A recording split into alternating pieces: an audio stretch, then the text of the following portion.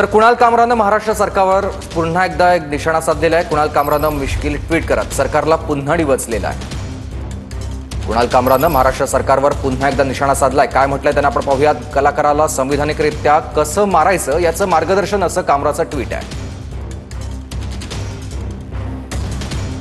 तर कलाकाराला त्याचं काम सुरू होण्याच्या आधीच थांबवण्यास भाग पाडणं,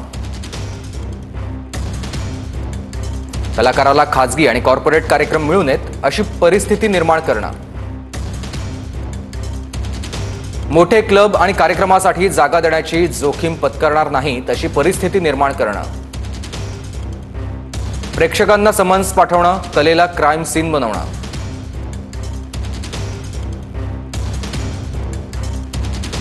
कलाकाराला त्याचा आत्मा विकायला भाग पाडणं किंवा शांत करणं,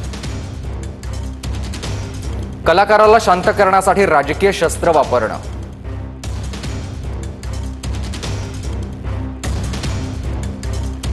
हे ट्विट आहे कुणाल कामराचं। कुणाल कामरा यांनी महाराष्ट्र सरकारवर या ट्विटच्या माध्यमातून पुन्हा एकदा निशाणा लगावलेला आहे।